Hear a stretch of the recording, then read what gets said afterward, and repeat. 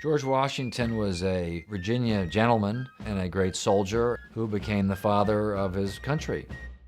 George Washington, the first United States president, was born in Westmoreland County, Virginia, on February 22, 1732.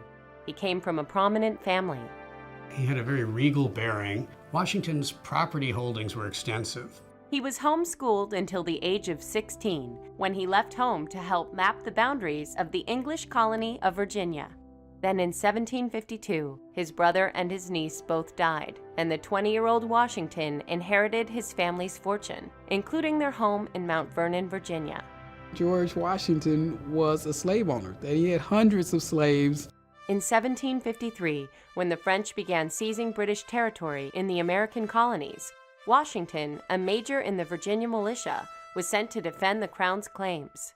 Washington fought against the French and the Indians in the 1750s when he was a British officer.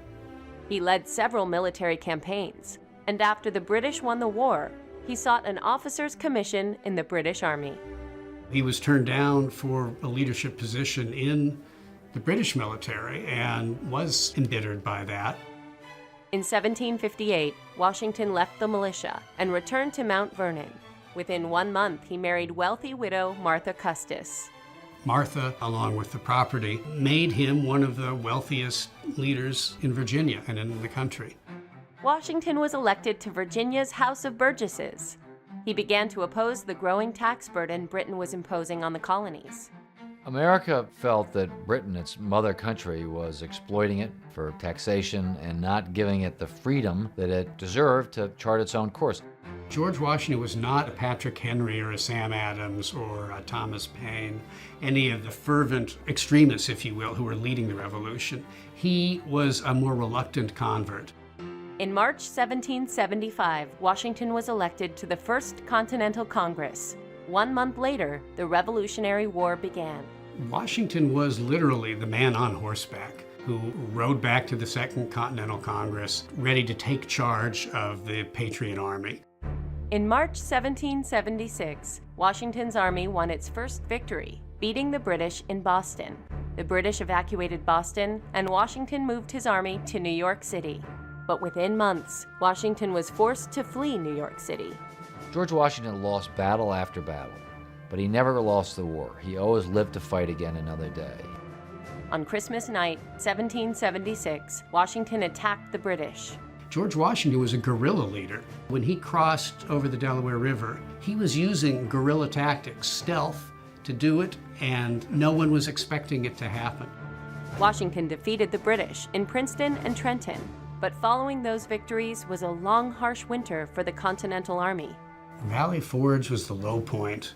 That cold, bleak winter, they were walking barefoot in the snow. Washington's strategy was all about making it for another day. Washington won the last major conflict of the Revolutionary War in October 1781, with the surrender of the British fleet at Yorktown. In 1783, with the war over, Washington resigned and went home to Mount Vernon. Washington is pulled back into the political fray, back into Philadelphia in that hot summer of 1787, where they carve out the new Constitution. And he agreed to become president to help unify this new nation. On April 30th, 1789, George Washington was sworn in as the first president of the United States. Washington was the only man unanimously elected under the Electoral College. Washington led the young nation from the Capitol in New York City, serving 2 terms as president. Washington understood that for the democracy to be really a real democracy and for there to be popular rule and not rule by kings, he had to give up power. He had to set the example of the chief executive who voluntarily gives up power and goes home. On December 14, 1799, George Washington died. When he died, he freed his slaves. He emancipated them upon his death.